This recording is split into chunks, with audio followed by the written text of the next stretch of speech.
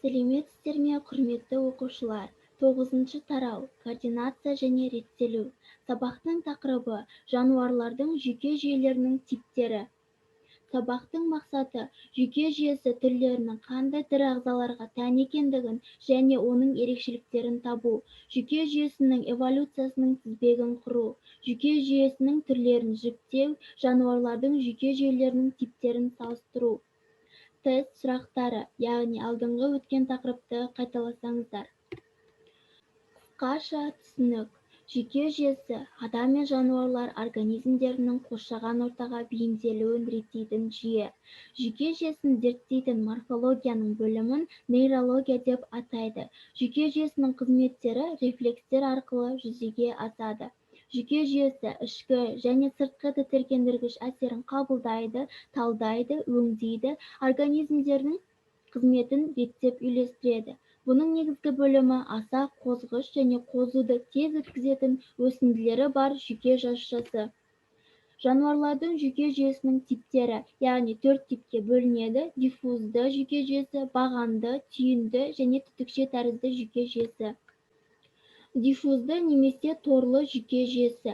Ең алғаш ішек қуыстыларда жүйке торы пайда болады. Төменгі сатыдағы ішек қуыстыларда, яғни гидрада диффузды жүйке жүйесі болады. Еркін қозғалып тіршілік ететін ішек қуыстыларда жүйке жасушалары топтанып, жүйке түйінін, яғни ганглийді түседі, және олар бір-бірімен ұзын өсінділері арқылы жалғасады.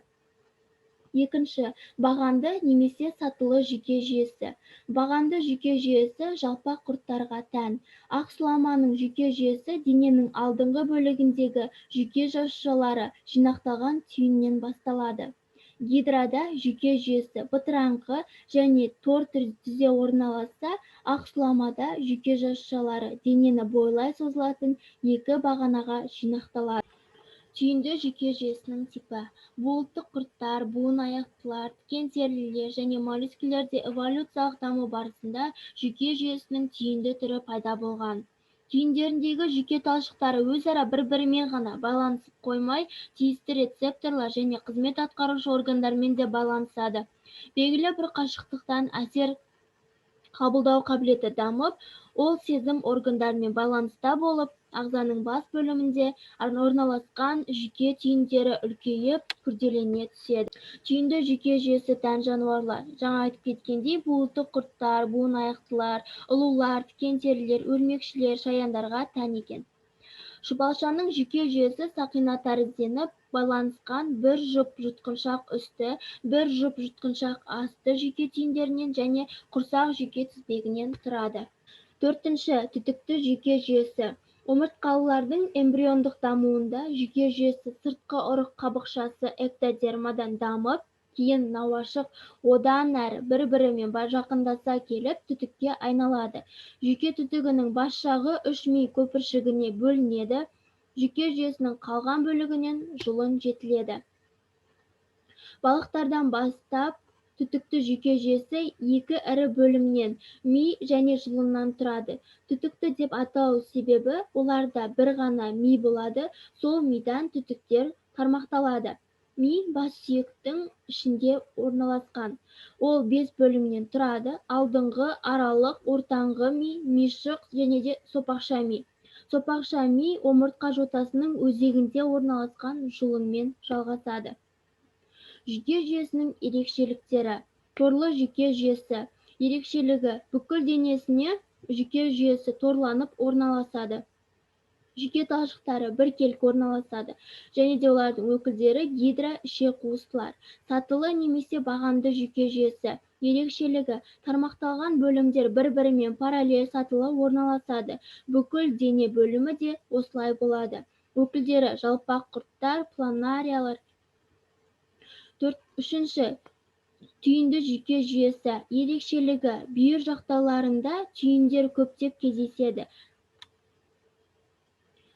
Дене бөлімінде басты мойын жағында үлкен түйіннен жүйкесі тармақталып, құрсақ бөлімдерінде кіші түйіндер кездеседі.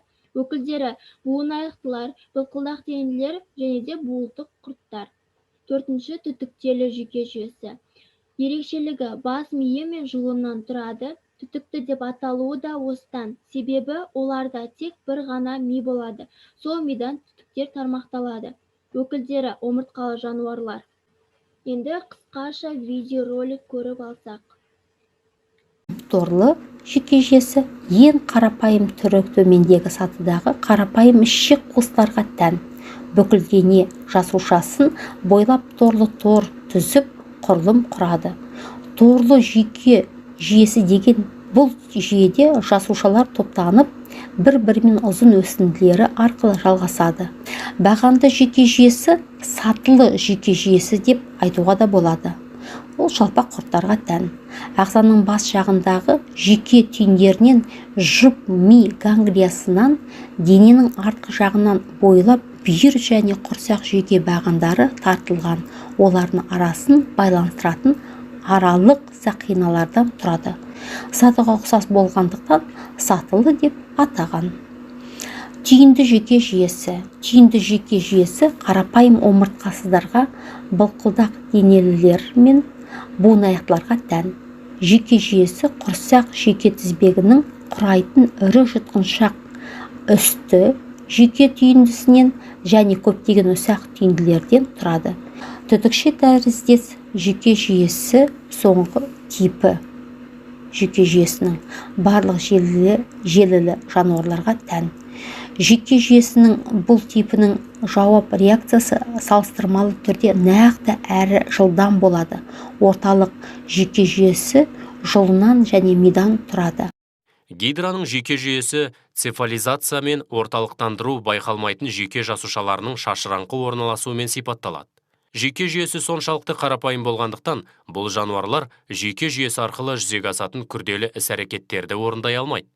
Олар көбінесе өсімдіктер сияқты қозғалмайды және радиалды симметриялы.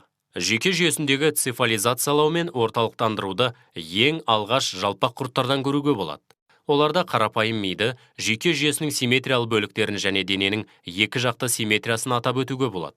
Бұл жануарлар гидраның қозғалыссыз тіршілік жағдайымен салыстырғанда белсенді түрде қозғала алатын болғандықтан жүйке жүйесінде күрделену бар. Былқылдақ денелілер дамыған жүйке жүйесінің тағы бір мысалы болып табылады. Қос жақтаулы былқылдақ денелілер сияқты қозғалмайтын былқылдақ денелілер жүйке жүйесі ең төменгі цефализациясын көрсетсе, сегіз аяқтарда ол омыртқалылардағы сияқты күрделі болуы мүмкін. Жүйке жүйесінің дамуы осы екі былқылдақ денелілер түрінің қызметі бойынша анықталады. Баяу қозғалатын былқылдақ денелілер жылдам қозғалатын сегіз аяқтардың туысқаны екенін елестету қиын әрине. Өткен тақырып бойынша тапсырма орындасақ. Бірінші тапсырма: берілген жануарлардағы жүйке жүйесінің типтерін анықтаңдар.